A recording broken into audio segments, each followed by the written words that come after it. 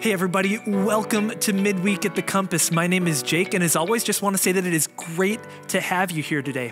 We have just wrapped up our weekend series called Side by Side, where we looked at the early chapters of the book of Acts to study specifically community. And I'm joined today by the man who made it all happen, our Senior Pastor Jeff Griffin. Hi, everybody. Very good to be with you. This is kind of fun. Yeah, Jeff, thank you for taking the time to do this and just kind of rehashing what we have just experienced. I'm really excited about this. My pleasure, Jake. I love doing ministry with you. I love all of the people who join us online, and this is a new and exciting way to connect. All right, well, let's just jump right in. But I actually want to backtrack a step before Side by Side and just take a moment to talk Christmas Eve services. So maybe you can fill everybody in if they don't exactly know. How many times did you preach the same message for Christmas Eve? Yes, that was a little crazy. I love Christmas Eve. You know, we got to take advantage of those opportunities. We have folks coming to church that wouldn't otherwise be there, so I kind of throw it all in. And I preach 11 times online and then back and forth, actually between all four of our in-person campuses. So 11 times. 11 times. Two questions come to mind. Yeah. One, how do you have energy to do that? Yeah, well, it is absolutely exhausting. It's funny when we get to the end, that after that last Christmas Eve service, I come home and my wife is actually hosting her family at our house. And I am like, Merry Christmas, everybody. And I try to connect, but the truth is I'm spent. Yeah. I think the reason I'm able to do it, obviously the Lord gives me strength, but it's kind of how I've developed the routine. I, on a normal weekend, preach 7 times. And so doing it a bunch of times back to back has become kind of the norm for me. Okay. And it works. So out of 11, do you feel like one of them is the best? Is there a pattern to how all of that goes? Yeah. By number 10, are you just wondering what in the world you're even saying at that point? That's really true, Jake. Yeah, there is a pattern. It tends to be where at first, it's getting better. People are going to decide what service to attend based on this. As it gets better, with each passing sermon, I'm kind of tweaking things, figuring out what works. But then about in the middle, maybe number 6, I start to get so exhausted that I get a little loopy, and I fear sometimes that I'm not even making sense. And I do have to ask people, tell me it's all a blur. Did I make sense there or not? And by God's grace, I usually say yes. So. Well, they're humoring you. No, I'm totally kidding. So question number 2, I would imagine that you loved that sermon, right? If you're preaching something that many times, is it something that you really enjoy, or do you just have to power through it? Yeah, you shouldn't ask me that. I don't want to admit it, but I get tired of my own sermon. I'll admit it. It's funny. After a while, I have to remind myself that they have not heard this before. Can you imagine watching the same show, same episode of a TV show 7 times in a row? It gets to where you're like, ay. And I feel a little bit of that. But if I can remind myself they've never heard it, I can connect with the truth with fresh eyes again. Yeah, that's awesome. Yeah. So let's now get to our sermon series, Side by Side. Yes. So I just want to start with the most basic question I can think of is, how did that come about? I'll tell you. So it all started as a senior staff. We have a senior staff at our church that's composed of our 10 kind of highest ranking leaders, Jake being a part of that. And we spent some time discussing what do we feel is the direction that our church needs to go in the coming year. We'll reflect on the 4 priorities. We have 4 priorities: pursue, connect, serve, reach. And we try to emphasize all 4 of them all year, but every year we say which of the 4 should get a series devoted just to that priority. And we really try to bring emphasis as God leads. Well, as the team talked and prayed about it, we concluded that community. Connect in groups was the priority that we really needed to emphasize. I think the pandemic had a part in that. Yeah. We realized that for so long now, we've been told distance and separate, and unfortunately for many people, it's become a season of a few years where they're not doing great relationally, and it's so important. So we decided, let's make community, connecting in groups, the priority we emphasize. So I went into my July study break. Yeah. Folks may be aware, I'm blessed with this month to prepare sermons for the whole next year. And I knew I had to find a series on community. And thankfully, that's a theme throughout the Bible. You go to the Old Testament, the nation of Israel, sweet example of community there. In the Gospels, Jesus and the disciples is a sweet community, and I considered both of those, but then I got to Acts, and I'm like, oh man, the early church, that is some historic bonding and some unprecedented level of connection those people enjoyed. And so I started reading through those early chapters of the book of Acts, and to be honest, the series just fell into place. I'm like, oh, that's awesome, and it's kind of fun to see it come together. Yeah. Well, and just as a spoiler alert for people joining us, as a senior staff, we walked through the entire book of Acts. Yes. But instead of, taking the highlights in a 6-week chunk, correct me if I'm wrong because I wasn't there for all of it, but it took about 3 years to get through? Yeah, we did study Acts for 3 years. Yeah, we're not the brightest group, we're a little slow in the uptake. But either that or we're just really great at dissecting every small little point. Yeah, we'll go with that. Got to make ourselves look good a little bit. Yeah.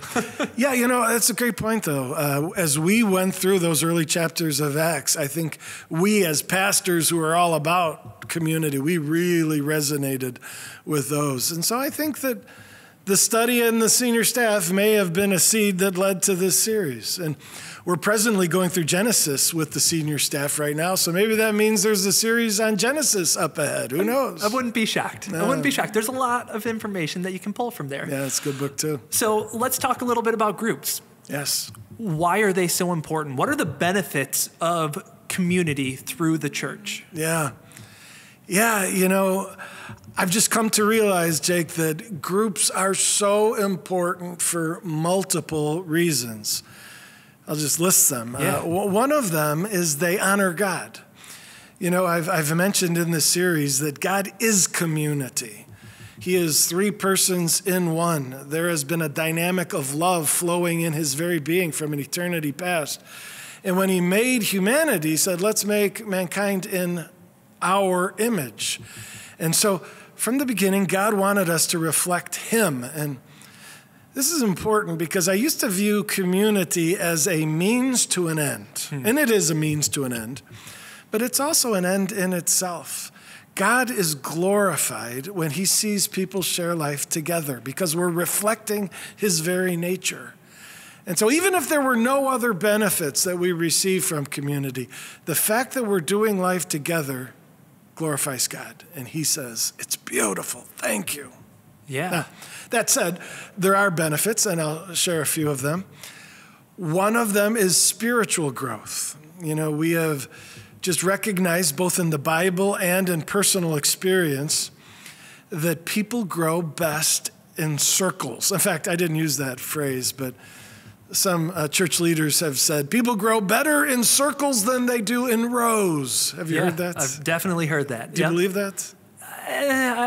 At times. I think it's overly simplistic, but I think there is some truth to glean from it. It bothers me, to be honest, because I'm a row guy, You're the preacher. Yeah. Rows kind of points to the preaching word, and that expression that people grow better in circles than rows, it says that they receive more spiritual growth in a group than they do listening to a sermon. And I appreciate your desire not to oversimplify, but I do have to acknowledge that though growth occurs through preaching, it takes a whole nother level, velocity, when people get connected in a group. And I would argue if you combine both of them, then you're in business, right? Yeah, then you're cooking with gas. We want rows and circles. I'll take that.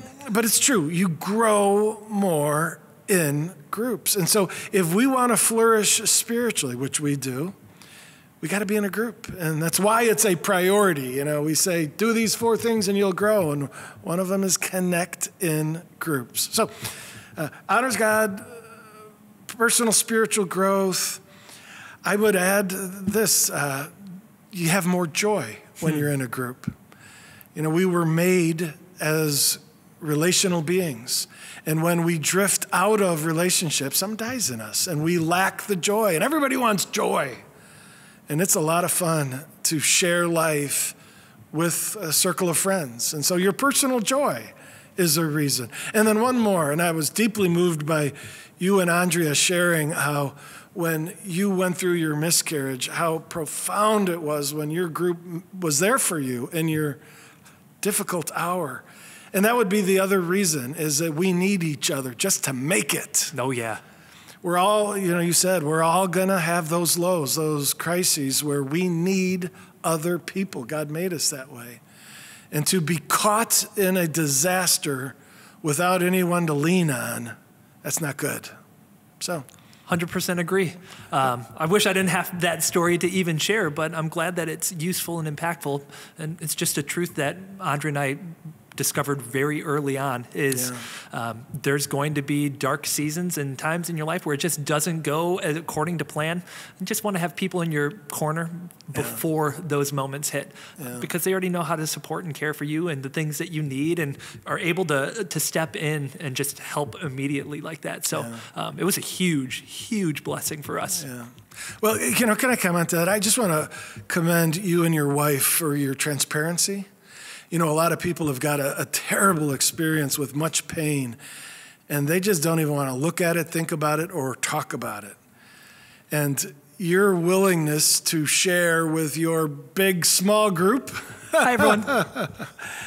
That's a beautiful thing, and you're modeling for them the importance of transparency. It's hard to open up and to share about loss and pain and fear. But it's amazing how others will be blessed when we do that because they'll realize I'm not alone. There's someone else who has gone through a similar thing. And it's one of the great benefits of group life is if you can get the group to that level where they can open up about the hard times, God will really use you to help others who are going through it. Well, thank you for the pat on the back on that, but I'm going to return it right back your way. And I will say that I've grown and learned so much about how to be authentic and share stories because you are able and vulnerable and do that on a week in and week out basis. Well, thank you. You are a great storyteller, but they work, they resonate, and it makes things stick in a way maybe they wouldn't have otherwise. So truly, you've modeled it for me so well that it just seemed like a natural and I don't want to say easy, but almost an easy thing to do. Yeah. So let's go back to side by side for a little bit. 6 weeks series. I'm wondering if one of those weeks stuck out to you or resonated personally a little more than others. So I would say from my end, week 5, if you haven't checked out week 5, it's all about relational conflict and just how it comes about and then the God-honoring way to work through relational conflict. I'm not even going through any relational conflict that I know of right now, but it's just really handy to have that thought out of these are the 5 aspects of it. This is how you can work through conflict in a healthy way to get to a place of restoration. So that's a personal end, but just from your end as the one preaching it, is there anything that sticks out more than the others from the 6-week series? Yeah, you know, the short answer would be no, and that is that I have a deep connection with each of the passages that we studied. I have this kind of motto that I'm never going to preach a passage that hasn't wrecked me already. And so I really prayerfully wrestle with each text until I feel like, man, this is really hitting home. So I end up going away from a series feeling deeply connected to each of the messages. In fact, even in my preaching strength, I don't feel like I hit home runs that often. My motto is, Lord, if you can help me hit a double every time, that would be a real win. Jake and I are both big Cubs fans, and so baseball analogies, do they work resonates for you? Resonates 100%.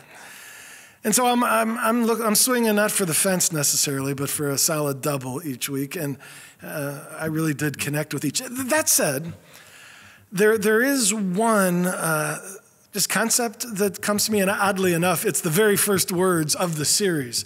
Some may recall that I talked about my dad and how my dad had built a number of things. He built a company and a family, but then he had built this group at church, a Sunday school class of adults that he's now led for over 40 years. And I speculated that maybe one of the most significant things my dad did with his life was to build community.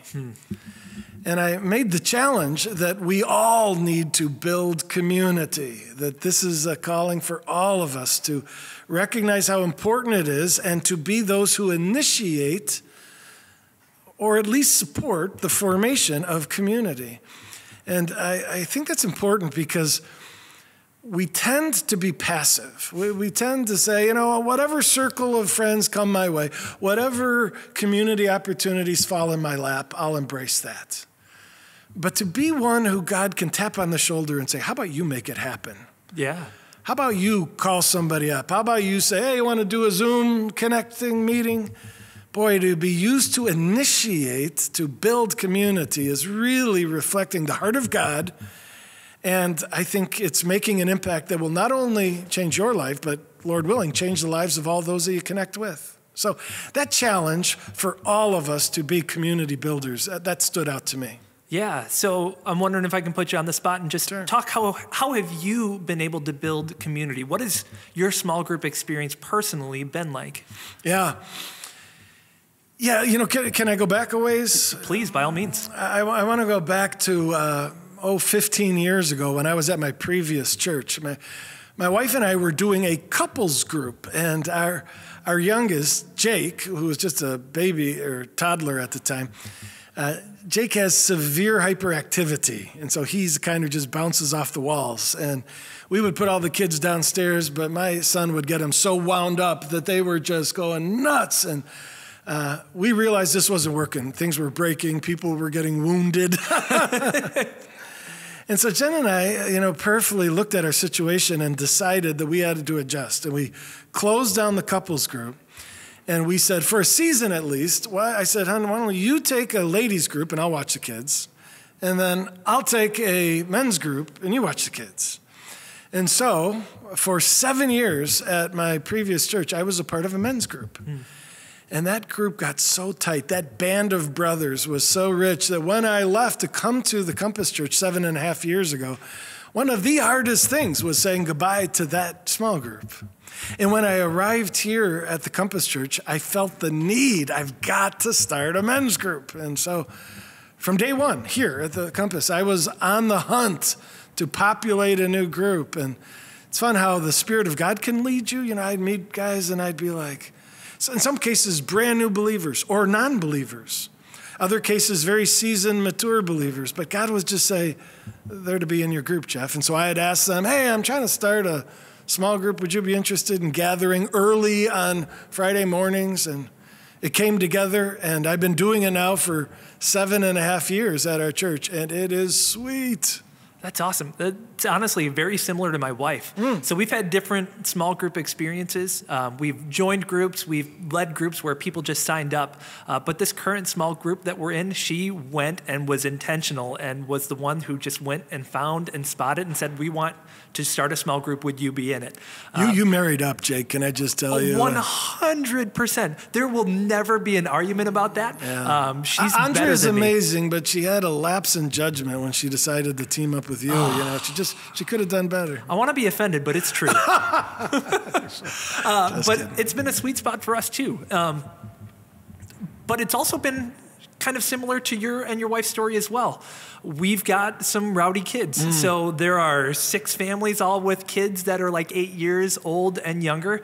And even as we were recording this podcast, my son is just kind of off screen a little bit, enjoying some Netflix and just cracking up laughing. So we had to pause a couple of times.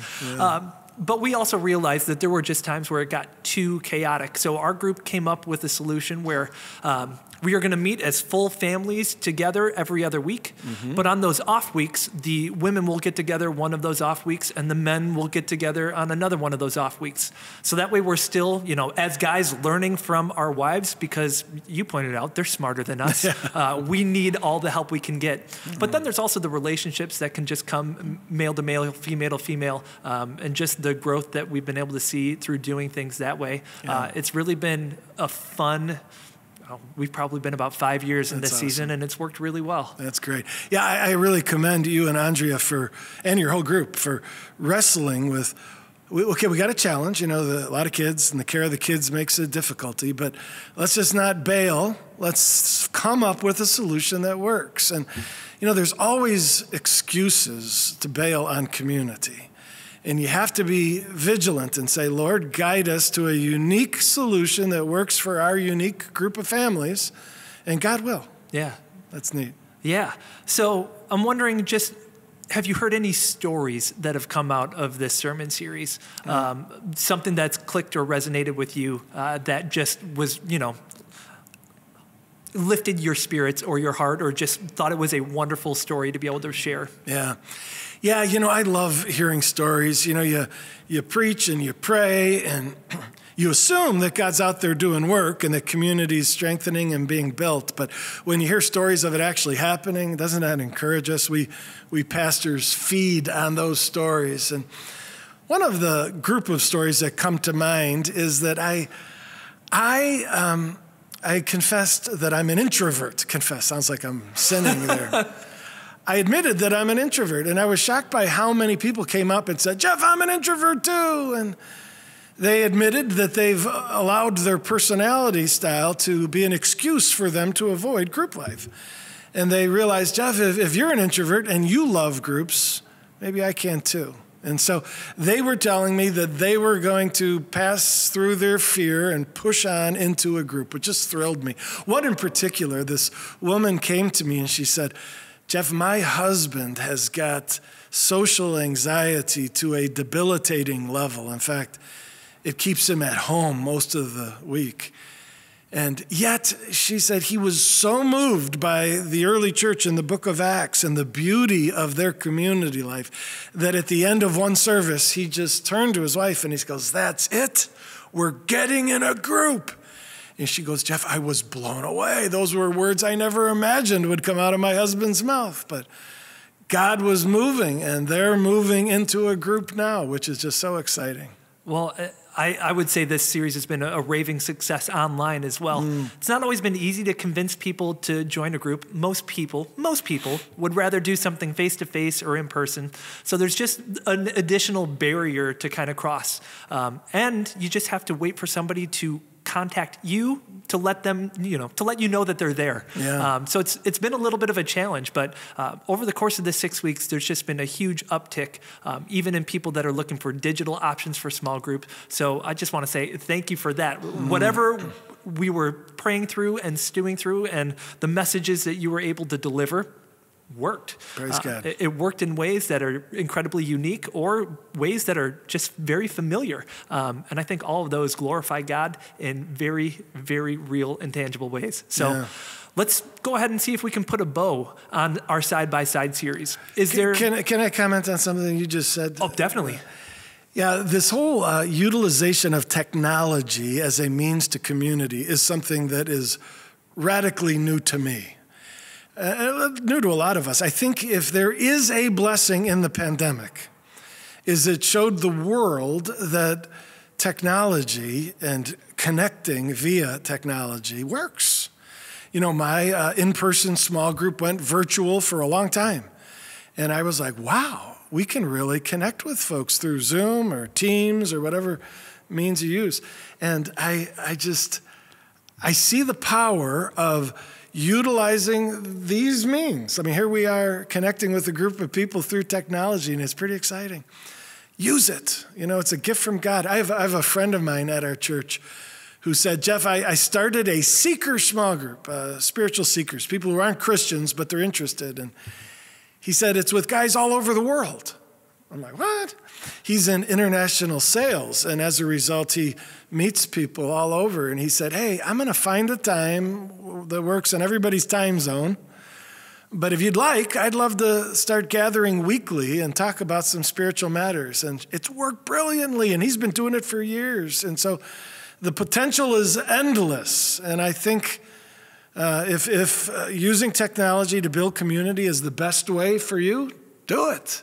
It works. It's a great tool. It doesn't have to be the tool you use, but it is a great tool and an option for people that want or need it. So I appreciate that plug. Thank you. Mm-hmm. So now let's get back to the question of how do we put a bow and wrap up our side-by-side series? Is it something that was left on the cutting room floor? Is it a challenge or a reminder? I just want to kind of open it up to you from that end. You know, as you ask, there is something that comes to mind, kind of my vision for what I hope the series would result in. And it wasn't something I said, so I'll say it now. Let's do it. I really pray that each of us get to a place where we are, I'm going to use the word addicted to community. You know, when we say an addiction, it's that place where you have a dependency on, meaning I can't make it without this thing. And usually that's a bad thing. But in this case, we're talking about a good addiction, and that is this realization that God made me to be in a group and that I'm in trouble if I'm not. And so I've kind of come to the place where I say, for the rest of my life, I will always be in a group. Doesn't matter what season of life, doesn't matter where I live, it doesn't matter what's going on. I can't afford to be relationally isolated. And so I will always be in a group. If everybody in our church, online and in person, were to get to a place where they came to that same realization that they are addicted to group life and just make a vow that no matter where they are or what stage of life, they're going to make sure they're in a group, that would thrill me. And I think more importantly, thrill God. Yeah. So anybody joining us, watching on YouTube, joining through any sort of podcast platform, if you want to make that vow as well, you can do that at any point in time. Just go to thecompass.net/groups and let us know that you're interested. It's a very intentional first step to let us know that you are ready to join a group. You are ready to dip your toe in and see what community looks like through the church, and specifically even here through the Compass Church. We want to let you know that we are ready for you when you are ready for us. We pray that this will be an encouragement for you to take that action step. It's important. It's critical to your spiritual health and vitality to be in a community together. So please take the time to do that. Dip your toe in. I like that image, Jake. There you go. Trust us. The water is good. You're going to find that out and eventually take a belly flop into community, huh?